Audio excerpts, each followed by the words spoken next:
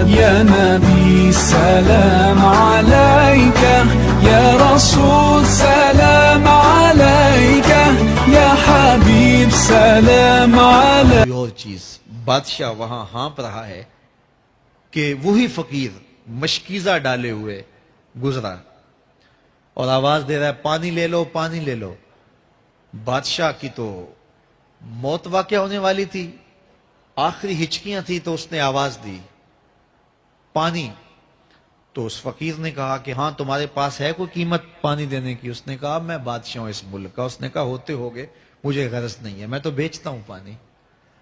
اس نے کہا بابا میں بادشاہ ہوں, جو مانگو گے میں دوں گا, مجھے پانی دو, میں مر رہا ہوں. اس فقیر نے کہا آدھی حکومت لگے گی. اس نے کہا آدھی لے لینا, مجھے پانی تو دو, کیونکہ مر گیا تو ساری جائے گی. اس نے پانی کا گھونٹ دیا, پیاس کی شدت تھی, جب پانی کا کٹورا اس نے منہ سے لگایا تو پانی حلق میں اٹک گیا. اب پھر دوبارہ مصیبت بن گئی. تو اس فقیر نے کہا کہ میں حکیم بھی ہوں, اگر کہو تو تمہارا علاج کر دوں. اس نے کہا ضرور کرو, لیکن اس نے کہا میں یوں ہی نہیں کروں گا, آدھی باقی حکومت بھی لگے گی, وہ بھی لکھ دو. اس نے چمڑے کے اوپر لکھوا لیا, ساری حکومت لکھوا لی, اور اس نے اس کا علاج کیا فوری. جو اس کے پاس ٹوٹکا ٹونا تھا تو اس کا پانی حلق سے نیچے اتر گیا. بادشاہ گھوڑے پہ بیٹھا واپس آیا, وقت گزر گیا, عرصہ بیت گیا. بادشاہ پھر تخت پہ بیٹھا تھا, وہی فقیر بھیس بدل کے دوبارہ آ گیا. پھر اس نے نصیحت کی کہ آخرت کو یاد کرو, یہ دنیا کچھ نہیں ہے, 4 دن کی کہانی ہے. بادشاہ نے کہا تو میرا خیال ہے پہلے بھی کبھی آیا تھا, تو نہیں سمجھتا تخت و تاج کی لذت کیا ہے. اس نے کہا اس کی کوئی قدر و قیمت نہیں ہے, چھوڑ اسے, آخرت سب کچھ ہے. تو اس نے کہا نکالو اس فقیر بابے کو, یہ اس دن بھی آیا تھا تو آج پھر آ گیا ہے, اپنی راہ لے بابا. اس فقیر نے اپنے تھیلے سے وہ چمڑے کی دستاویز نکالی جس کے اوپر اس نے ساری حکومت لکھ کے دی تھی. اس نے کہا بادشاہ یہ ہے تیری حکومت کی قیمت, صرف 2 گھونٹ پانی, جس پر تو نازاں ہے, جس پر تجھے فخر ہے, تو قبل اس سے سورج مغرب سے طلوع ہو جائے, توبہ کا دروازہ بند ہو جائے, سانسیں اٹک کے حلق تک آ جائیں, اور ہماری زندگی کا دفتر سمیٹ دیا جائے, اور پھر پچھتائیں ہائے جو چند لمحے ضائع کیے, ہائے جو زندگی برباد کی وہ کیوں برباد کی. کل کے پچھتاوے سے بہتر آج کا پچھتاوا, زندگی پلٹ ہوگا, وقت پر کافی ہے ایک قطرہ بھی آب خوش ہنگام کا, جل گیا جب کھیت برسا می تو پھر کس کام کا. آئیے میں اور آپ اپنی زندگی کو مالک کی چوکھٹ پہ, مالک کی دہلیز پہ لے جائیں, اس کے حضور سچی توبہ کریں, رجوع لائیں, اپنے گناہوں سے معافی مانگیں. وہ کریم ایک آنسو سے سارے گناہ معاف کر دے گا. اپنی آخرت کی تیاری کریں, کاروبار دنیا بھی کریں, لیکن اصل ہماری زندگی آخرت کی زندگی ہے. صحابہ کو خندق کھودتے دیکھا تو پیار آیا تو یہی کہا اللہم ان العیشہ عیش الاخرہ, اے اللہ زندگی تو آخرت کی زندگی ہے, فاغفر للانصار والمہاجرہ. میرے لوگ کہتے ہیں کہ الو آ گیا, اور جہاں الو ہوتا ہے وہاں اجاڑ ہوتا ہے. یہ بربادی کی علامت ہے الو, استعارہ بنا لیا بربادی کا. اور یہ ہمارا خود ساختہ ایک تصور ہے کہ جس جگہ پہ الو بولیں, الو بیٹھیں تو وہاں بربادی آ جاتی ہے. عجیب فلسفہ گھڑ لیا, الو کے بولنے سے بربادی کیسے آئے گی؟ اور اندر کا نفس الو بن گیا تو پھر بربادی آئے گی. اس کو دیکھو کہ وہ خراب تو نہیں ہو گیا. میں کہتا ہوں ایک گھر میں صبح کا آغاز سجدوں سے ہوتا ہے, پھر سورہ یاسین کی تلاوت کی جاتی ہے, سارا دن گھر کے اندر محبت, چاشنی اور پیار سے افراد خانہ کا وقت گزرتا ہے. کمائی کر کے لانے والا گھر کا کفیل رزق حلال لا کے اپنے بچوں کو کھلاتا ہے. نظر کی پاکیزگی اور خیالوں کی طہارت کا سامان ہوتا ہے. شام کو سورہ واقعہ پڑھی جاتی ہے, سونے سے قبل سورہ ملک کی تلاوت ہوتی ہے. دہلیز پہ آنے والے سائل کو جھڑکا نہیں جاتا, مہمان کی عزت کی جاتی ہے, تکریم دی جاتی ہے. گھر کو صاف ستھرا رکھا جاتا ہے, قرآن کی تلاوت کی مہک پھیلی ہوتی ہے گھر میں. گھر کے اندر درخت پر 100 الو بھی بیٹھ جائیں اس گھر میں بربادی نہیں آئے گی. اور ایک گھر میں اللہ کے حکموں کو توڑا جاتا ہے. افراد خانہ ایک دوسرے کو گالم گلوچ کرتے ہیں. قرآن کبھی کھول کے کسی نے نہیں دیکھا, سجدے کی کسی کو توفیق نہیں ہوئی, تو گھر کے اندر جو مرضی رکھ لیں برکت نہیں ہوگی.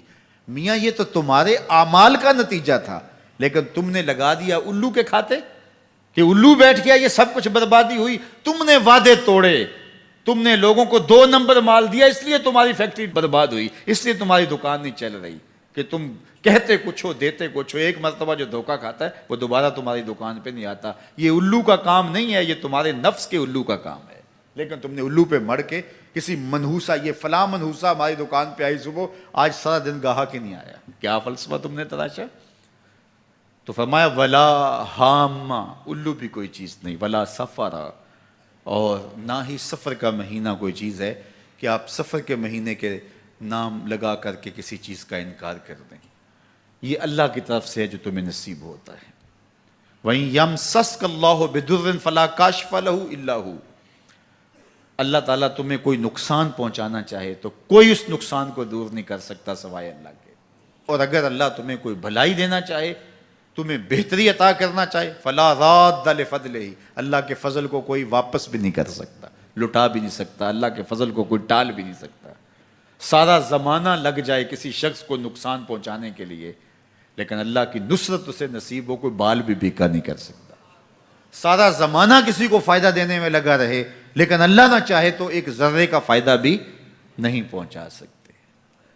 ایسا ہوتا ہے نا کہ مریض بہت دولت مند ہے اور اعلیٰ سے اعلیٰ علاج گاہ میں اس کو پہنچا دیا گیا, ہر وقت 5-6 ڈاکٹر اوپر کھڑے ہیں, ایک ایک سانس کو کنٹرول کرنے کی کوشش کرتے ہیں, کئی مشینوں کے اندر ایک ایک چیز کا ہر وقت ٹیسٹ ہو رہا ہے, لیکن موت آئی تو سارے ڈاکٹر ایک سانس کی بھیک بھی نہیں دے سکتے. اور دوسرا بیمار پڑا ہے, ہاسپٹل والوں نے بھی جواب دے دیا, اس غریب کو کسی پرواہ نہیں کی ہے, اس کو باہر جھاڑے میں پھینک دیا, میرا مالک شفا دینا چاہے تو اسے عطا کر دے. شفا اللہ کے پاس ہے, موت اللہ کے پاس ہے, زندگی اللہ کے پاس ہے, خیر اللہ کے پاس ہے. وہ جس کو جو چاہے عطا کرے. اپنے عقیدوں کو مضبوط کرو, اللہ پر توکل کرو, اللہ پر بھروسہ کرو. وہ چاہے تو ہوتا ہے, وہ نہ چاہے تو کچھ نہیں ہوتا. اس کے عمر ہاتھ میں درہ رکھتے تھے اور آپ کا جاہو جلال دیتنیت ہوتا, تو جو ہی حضرت عمر رضی اللہ تعالیٰ عنہ کو اس نے دیکھا تو ڈر گیا اور دل ہی دل میں کہا اے اللہ آج عمر کے قہر سے بچا لے, میں تیری بارگاہ میں سچی توبہ کرتا ہوں. اور جلدی سے شراب کو بغل میں چھپا لیا. اتنے میں حضرت عمر سر پہ پہنچ گئے اور گرج کر کڑک کے کہا کہ یہ تیری بغل میں کیا ہے. چونکہ اس کو بوتل چھپاتے دیکھا تھا تو وہ ڈر گیا اور ڈرتے ڈرتے کہنے لگا حضرت یہ سرکہ ہے. اب تھی تو شراب, لیکن ڈرتے ہوئے بولا حضرت سرکہ ہے. تو حضرت عمر نے کہا نکال. جب نکالا تو شراب نہیں تھی, واقعی سرکہ بن چکا تھا. تو جب اللہ کے حضور کوئی توبہ کرتا ہے, اللہ اس کے گناہوں کو بدل کے نیکیوں میں تبدیل کر دیتا ہے. حدیث پاک میں آتا ہے کہ قیامت کے دن اللہ ایک شخص کو کہے گا کہ اپنا نامہ اعمال پڑھ, تو وہ نامہ اعمال پڑھنے لگ جائے گا. تو نامہ اعمال کے اندر چھوٹے گناہ بھی ہوں گے, بڑے گناہ بھی ہوں گے. تو اللہ سے حیا کرتے ہوئے, شرم کرتے ہوئے وہ بڑے بڑے گناہوں کو چھوڑتا جائے گا اور چھوٹے چھوٹے گناہوں کو پڑھتا رہے گا. جب وہ سارے گناہ پڑھ چکے گا اور کتاب ختم ہوگی تو اللہ تعالیٰ اسے فرمائے گا میرے بندے تو نے یہ جتنے گناہ پڑے ہیں میں نے سب کو بدل کے نیکیوں میں تبدیل کر دیا. تو بندہ کہے گا اللہ ابھی تو میرے بڑے بڑے گناہ رہتے ہیں جو میں نے پڑھے ہی نہیں. فَضَحِكَ النَّبِيُّ حَتَّى بَدَتْ أَنْيَابُهُ. حضور جب یہ بیان فرما رہے تھے تو حضور اتنا مسکرائے کہ صحابہ نے حضور کی داڑیں دیکھ لی. تو پہلے وہ بڑے بڑے گناہ چھوڑے جا رہا تھا, لیکن جب اللہ فرمائے گا کہ میں تیرے گناہوں کو بدل کے نیکیوں میں تبدیل کر دیا تو وہ کہے گا ابھی تو بڑے بڑے گناہ رہتے جو میں نے ابھی پڑھے ہی نہیں. تو جب کوئی بندہ اس کے حضور توبہ کرتا ہے, اللہ یہ نہیں دیکھتا اس نے گناہ کتنے کیے ہیں، یہ دیکھتا ہے بندہ آیا میری چوکھٹ پہ ہے تو اللہ اس کے پچھلے سارے گناہ معاف فرما دے. اللہ اکبر. میرے اور آپ کے آقا و مولا نے اللہ کے حضور توبہ کرنے اور اس پر اللہ کی خوشی اور اللہ کی خوشنودی کا ذکر کرتے ہوئے ایک مثال بیان فرمائی کہ ایک شخص صحرا میں سفر کر رہا تھا تو وہ ایک درخت کے نیچے دوپہر کاٹنے کے لیے، سستانے کے لیے رک گیا اور درخت کے ساتھ اپنے اونٹ کو باندھ دیا اور خود لیٹ گیا تاکہ دوپہر کاٹ لوں. تھوڑی دیر کے بعد جب اس کی آنکھ کھلی تو اس نے کیا دیکھا کہ اونٹ ماں ساز و سامان کے ساتھ غائب ہے. اب صحرا میں اونٹ کا گم ہو جانا گویا زندگی چلے جانے کے مترادف ہے. تو اس نے دائیں بائیں بھاگ دوڑ کے دیکھا کہ کہیں اونٹ کا نشان مل جائے، لیکن اونٹ کا نشان نہیں ملا. تا حد نظر کوئی انسانی آبادی نہیں. وہ بھاگا اور تھک ہار کے دوبارہ اسی درخت کے نیچے بیٹھ گیا اور پیاس سے ہلکان ہوا جا رہا تھا اور درخت کے ساتھ ٹیک لگا کے لیٹ گیا اور موت کا انتظار کرنے لگا. جن لوگوں نے صحرا کا سفر کیا ہے ان کو اس بات کا اندازہ ہوگا کہ کئی 100 میل تک انسانی آبادی ہی نہیں. اب نہ کچھ کھانے کے لیے بچا نہ کچھ پینے کے لیے بچا. اونٹ بھی غائب ہو گیا، توشا بھی ساتھ ہی چلا گیا. تو اب ظاہر ہے سیدھی موت ہی نظر آ رہی ہے. تو وہ اس درخت کے ساتھ ٹیک لگا کے بیٹھ جاتا ہے اور موت کا منتظر ہوتا ہے. تھوڑی دیر کے بعد پھر اس کی دوبارہ آنکھ لگ جاتی ہے. جب دوبارہ آنکھ لگتی ہے تو تھوڑی دیر بعد پھر آنکھ کھلتی ہے. جب دوبارہ آنکھ کھلتی ہے تو دیکھتا ہے کہ اونٹ جو گما تھا ماں ساز و سامان کے اس کے پاس کھڑا ہے. تو صحرا میں اس حالت میں اونٹ کا مل جانا زندگی مل جانے کے مترادف ہے. تو وہ اتنا خوش ہوا کہ خوشی کی انتہا نہ رہی، بلکہ مسرتوں کے ہجوم میں درک گیا اور کہنے کیا لگا، اللہم انت عبدی وانا ربک. اے اللہ تو میرا بندہ اور میں تیرا رب. کہنا تو یہ تھا کہ تو میرا رب اور میں تیرا بندہ، لیکن مسرتوں کا ہجوم ہی اتنا تھا، خوشیوں کا ہجوم ہی اتنا تھا کہ زبان پہ قابو نہ رہا. کسی کے آنے سے ایسے ہوش اڑے ساکی کے، شراب سیخ پہ ڈالی اور بوتل میں کباب. کہنا یہ تھا اللہم انت ربی وانا عبدک، لیکن اس قدر خوش ہوا جب بھی تیری قربت کے امکان نظر آئے ہم اتنے خوش ہوئے کہ پریشان نظر آئے. تو کہنا یہ تھا کہ اے اللہ تو میرا رب اور میں تیرا بندہ، لیکن خوشیوں کے ہجوم میں وہ کہتا ہے اللہم انت عبدی وانا ربک. اے اللہ تو میرا بندہ اور میں تیرا رب. حضور یہ بات بیان کرنے کے بعد صحابہ سے پوچھتے ہیں کہ ذرا بتاؤ اس بندے کو کتنی خوشی ہوئی کہ خوشی میں زبان بھی قابو نہ رہی اور اپنے آپ پہ کنٹرول نہ رہا، اور خوشیوں کے ہجوم میں اسے یہ بھی پتہ نہیں چل رہا کہ وہ کیا بول رہا ہے. تو صحابہ نے عرض کی حضور بہت زیادہ اسے خوشی ہوئی. تو میرے حضور نے یہ بات کرنے کے بعد ارشاد فرمایا، جس طرح اس کو گما ہوا اونٹ ملا اور اس کی خوشی کی انتہا نہ رہی، تو فرمایا جب کوئی شخص توبہ کرتا ہے اور اللہ کی حضور پلٹ کے آتا ہے، گناہوں سے معافی مانگ کے اس کی دہلیز پہ آتا ہے، میرے حضور نے فرمایا اللہ اس سے بھی زیادہ خوش ہوتا ہے کہ میرا بندہ میری چوکھٹ پہ آ گیا. تو وہ یہ سے ڈائریکٹ کرتا ہے، اپنے دل کے سارے دکھڑے اپنے رب کی دہلیز پہ رکھتا ہے اور اپنی ساری ضرورتیں مالک کی چوکھٹ پہ رکھ دیتا ہے، اور اس سے مانگتے ہوئے بندے کو شرم نہیں آتی، حیا نہیں آتا، بلکہ اس سے مانگتے ہوئے فخر محسوس ہو رہا ہوتا ہے کہ میں اپنے رب سے مانگ رہا ہوں. کسی اور سے مانگیں تو جھجک لگتی ہے، لیکن مالک سے مانگیں تو اپنائیت کا احساس ہوتا ہے کہ میں اس سے مانگ رہا ہوں، اس لیے کہ وہ ہمارا رب لگتا ہے، ہمارا اس سے ربط کتنا گہرا ہے. مسجد نبوی کا ایک کونا تھا اور ایک بندہ وہاں بیٹھ کے دعا مانگ رہا تھا. اس کے دعا کے لفظوں پر غور کیجئے، اے اللہ میں تجھ سے اس لیے مانگتا ہوں کہ تو میرا اللہ ہے، تیرے علاوہ میرا ہے بھی تو کوئی نہیں. تو یہ وہ دعا مانگ رہا تھا اور مسجد نبوی کے کونے میں بیٹھا تھا. حضور نے دیکھا تو ایک صحابی سے کہا وہ جو دعا مانگ رہا ہے اس کو جا کے بتا دو تمہاری دعا قبول ہو گئی ہے.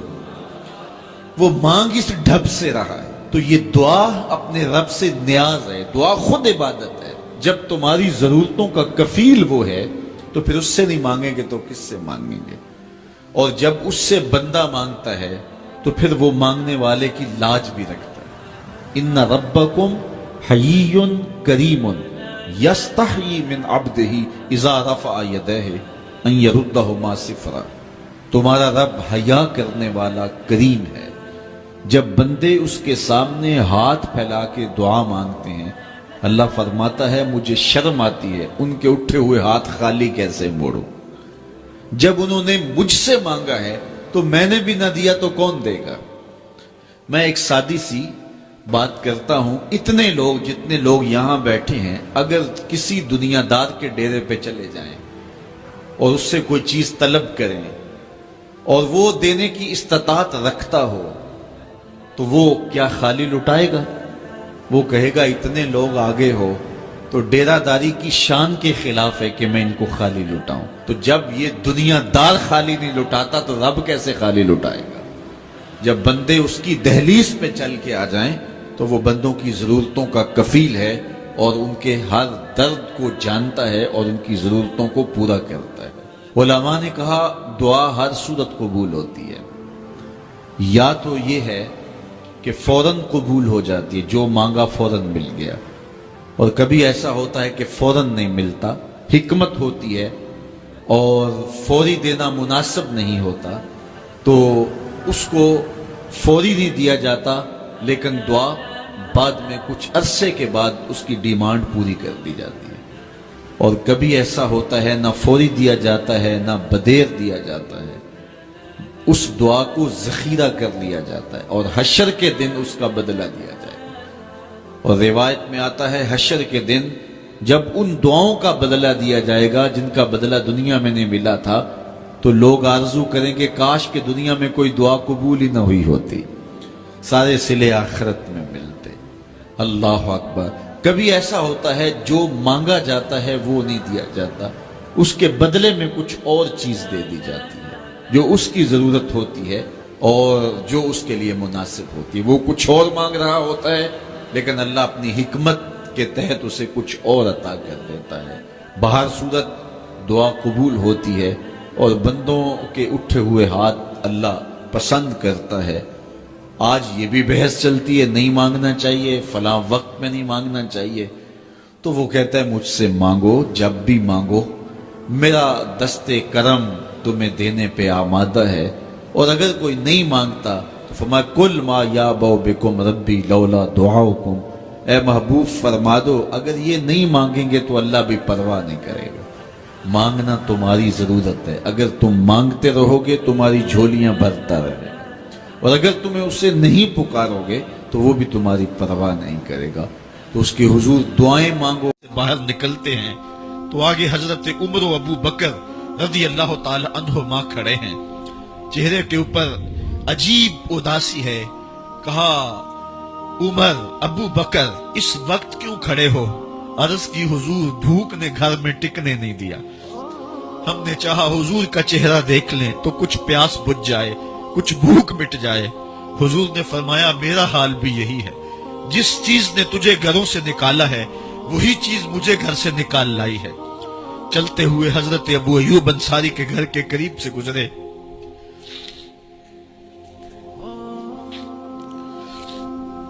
حضور کی خوشبو پا کے وہ باہر آ گئے.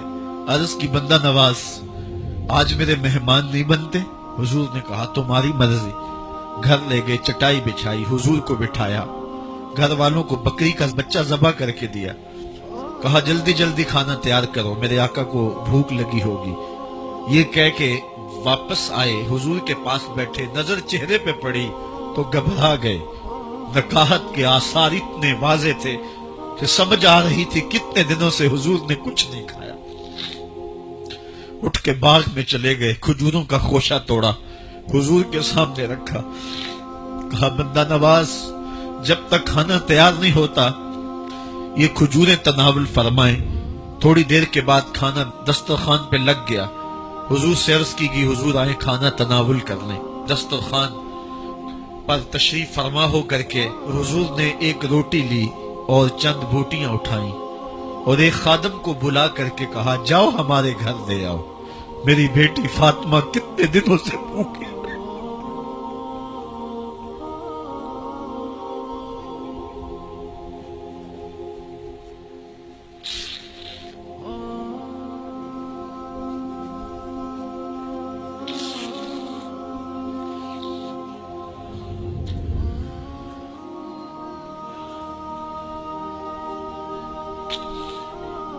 کہا جاؤ ہمارے گھر لے آؤ، میری فاطمہ کتنے دنوں سے بھوکی بیٹھی ہوئی ہے۔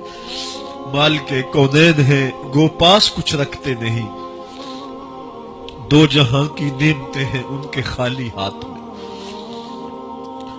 آپ کو پتا ہوگا کہ جب میرے حضور کا وصال ہوا ہے تو حضور کی ایک زرہ ایک یہودی کے گھر میں گروی رکھی ہوئی تھی، حضور نے زرہ رکھ کر کے اس سے قرض لیا ہوا تھا۔ یہ اسلام کی غربت کی کہانی ہے، اور پھر اللہ نے اسلام کو امارت کے رنگ بھی دیے۔ اقبال کہتا ہے زوال بندہ مومن کا بے زری سے نہیں، یہ نہیں ہے مسئلہ، مسئلہ پستی ہے، زبوں حالی ہے، تعلیمی انحطاط ہے، عملی انحطاط ہے، مرکز سے جو ہے وہ دوری ہے، دامن رسالت ماب کو چھوڑ دیا ہے، پھر رسوائیاں مقدر نہیں ہوں گی تو کیا ہوں گی۔ آئیے ابھی بھی موقع ہے، توبہ کا دروازہ بند نہیں ہوا، رب سے بھی معافی مانگ لیں۔ گنبد خضرا کے مکین کے حضور بھی ہاتھ جوڑ کے کہیں چھوڑ کے آپ کا دامن رحمت، آقا ہم سے بھول ہوئی، کھو دی اپنی قدر و قیمت، آقا ہم سے بھول ہوئی، دیکھ ہماری آنکھ بچولی، اپنے سینے اپنی گولی، بھول گئے ہم درس اخوت، آقا ہم سے بھول ہوئی۔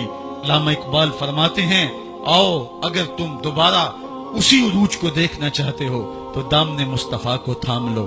سارا فلسفہ اقبال نے اپنے اس ایک شعر میں نچوڑا، کی محمد سے وفا تو نے تو ہم تیرے ہیں، یہ جہاں چیز ہے کیا لوح و قلم تیرے ہیں، پھر لوح بھی تیرے ہاتھ میں دے دیں گے، قلم بھی تیرے ہاتھ میں پکڑا دیں گے، تختی بھی تیرے پاس ہوگی، قلم بھی تیرے پاس ہوں گے، پھر تیری تقدیر کے فیصلے واشنگٹن میں نہیں ہوں گے، پھر خدا بندے سے خود پوچھے گا بتا تیری رضا کیا ہے۔ تو ہم نے ان راہوں کا مسافر بننا ہے۔ آئیو زندگی کا جمال اور زندگی کا حسن حاصل کرنے کے لیے حضور کی دہلیز پہ آ جائیں۔ بہت دور جا چکے ہیں، آقا کی رحمت اب بھی آوازیں دے رہی ہیں، میرے بھولے بھالے امتیوں واپس آ جاؤ، میں تمہیں سینے سے لگا کے تمہارے پچھلے سارے گناہ بخشوا دوں گا۔ اور رب کہہ رہے وَلَوْ أَنَّهُمْ إِذْ ظَلَمُوا أَنفُسَهُمْ جَاءُوكَ، ظلم کر بیٹھے ہو کوئی بات نہیں، میرے محبوب کی دہلیز پہ آ جاؤ، میرے نبی کے ہاتھ اٹھ گئے، میں تمہارے سارے گناہ معاف فرما دوں گا۔ اللہ کو توبہ قبول کرنے والا اور رحیم پاؤ گے۔ ہمارے صوفیہ فرماتے ہیں جب کوئی شخص ایک مرتبہ اللہ کہتا ہے، اللہ اس کی طرف نظر رحمت سے دیکھتا ہے، اس کے گناہ جل کے راکھ ہو جاتے ہیں۔ اس کے ذکر کی لذت، اس کے ذکر کی چاشنی سے اپنے من کی آبادی کا سامان کیجیے۔ آج ایک آنسو، صرف ایک آنسو، جس سے پوری آنکھ نہیں بلکہ پلکوں کے بالوں میں سے ایک بال کی جڑ بھیگ گئی خوف خدا کی وجہ سے، کل قیامت کے دن وہ بال کھڑا ہو جائے گا، مالک یا مجھے نکال لے یا اسے جنت عطا کر دے۔ اللہ اکبر۔ گناہ گار کی آنکھ سے بہا ہوا آنسو کا ایک قطرہ جہنم کی آگ کو سرد کر دیتا ہے۔ آج توبہ کا دروازہ کھلا ہے، رحمت کا در کوشادہ ہے، اس کی رحمتیں آواز دے رہی ہیں، یا ایھا الانسان ما غرک بربک الکریم، اے انسان پلٹ کے آ جاتے ہیں، رب بڑا ہی کریم ہے۔ مجھے بتائیے کوئی یوں بھی آواز دیتا ہے؟ مالک کی رحمتیں آواز ہے، یا ایھا الانسان ما غرک بربک الکریم۔ کیوں مغرور پھرتا ہے؟ کیوں مغرور تکبر سے بھرا ہوا پھرتا ہے؟ کیوں مسجد کے قریب سے نظریں چرا کے گزر جاتا ہے؟ پنج گانا صدائے دل نواز اذان کی آتی ہے، حیا علی الصلاح حیا علی الفلاح، کیوں آنکھیں اور کان بند کر لیتا ہے؟ آجا پلٹ کے اس کی رحمت پہ، آجا۔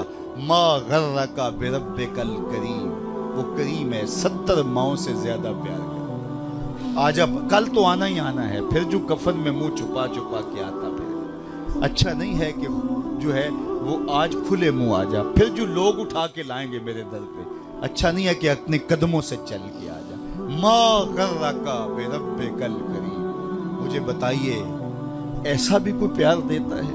یہ کس کو آواز دی جا رہی؟ جو بھاگا ہوا، جو مالک کی دہلیز چھوڑ کے جا رہا ہے، سرکش متمرد باغی، اس کو آواز دی جا رہی ہے، آجا آجا پلٹ کے، میری رحمتیں تجھے باہوں میں سمیٹ لیں گی، آجا میرے بندے۔ اللہ اکبر، ساری دنیا کا شہد نچوڑ دو، اتنی مٹھاس نہ ہو جتنی ان لفظوں کے اندر رکھی گئی۔ اور ذرا لفظوں کا جمال دیکھیے، ما غرک بربک الکریم، او بھاگنے والے آجا، تو نے کسی غیر کے پاس نہیں آنا، جس کے پاس آنا ہے وہ تیرا رب لگتا ہے۔ اللہ اکبر۔ پھر کہا الکریم، رب بھی کریم۔ پھر آگے فرمایا الذی خلقک کا، وہ رب جس نے تجھے پیدا کیا۔ دیکھ تیرا اس کا رشتہ کتنا گوڑا ہے، وہ تیرا خالق لگتا ہے۔ ماں بندے بچے سے کتنا پیار کرتی ہے، اللہ اکبر۔ اس کے پیار کو کسی ترازو پہ تولا جا سکتا ہے؟ کہتے ہیں سمندر کی پاتال تک تو شاید کوئی پہنچ گیا ہو، لیکن ماں کے پیار کا کنارہ آج تک کسی کو نہیں ملا۔ ماں جب بولتی ہے تو اس کے لہجے میں جبریل بولتا ہے، ماں جب مسکراتی ہے تو لگتا ہے جنت کی ساری کلیاں کے لٹی۔ اللہ نے اس کے سینے کے اندر درد محبت کا وہ جہاں آباد کر دیا ہے۔ ماں تو پھر ماں ہی ہوتی ہے۔ ایک شاعر ہوا تابش، اس نے ماں کے پیار کا کیا نقشہ کھینچا۔ مدت ہوئی میری ماں نہیں سوئی تابش، میں نے ایک بار کہا تھا مجھے ڈر لگتا ہے۔ کہا ایک بار میں نے کہا تھا امی مجھے رات کو ڈر لگتا ہے۔ میری ماں آج تک اسی خیال میں رہتی ہے میرے لال کو کہیں ڈر نہ لگ رہا۔ اولاد کے لیے ماں کے سینے کی تڑپتی ممتا، محبتوں کا آباد جہان، ماں پھر ماں ہی ہوتی ہے۔ ماں کی پھر ممتا ہی عجیب کائنات ہے، اور وہ بیٹے کے لیے دکھ جھیل لیتی ہے، اولاد کی تربیت کے لیے، تعلیم کے لیے، پیٹ پالنے کے لیے اپنا پیٹ کاٹ لیتی ہے۔ کسی کے گھر کے برتن مانجنے پڑیں تو ماں اس سے بھی گریز نہیں کرتی، کسی کے گھر کے گندے کپڑے دھونے پڑے تو اولاد کے لیے ماں یہ بھی گوارا کر لیتی ہے، لوگوں کے گھروں کی غلامیاں قبول کر لیتی ہے۔ شہر میں آ کر پڑھنے والوں بھول گئے ہو کس کی ماں نے کتنا زیور بیچا ہے۔ مائیں اولادوں کے لیے کن کن مراحل سے گزرتی ہیں۔ ماں کو اپنی اولاد سے اتنی محبت کیوں ہے؟ تو آپ سب کا ایک جواب ہوگا، اور وہ یہ کہ ماں نے اولاد کو جنم دیا۔ میرے بس ایک جملے کو سن لیں اور اس پہ تقریر اور گفتگو ختم بھی کر دوں تو میرا آنا با مقصد ہوا۔ ماں اتنا پیار اولاد سے اس لیے کرتی ہے کہ ماں نے اولاد کو جنم دیا ہے۔ یار جس نے جنم دیا ہے وہ اتنا پیار کرتی ہے۔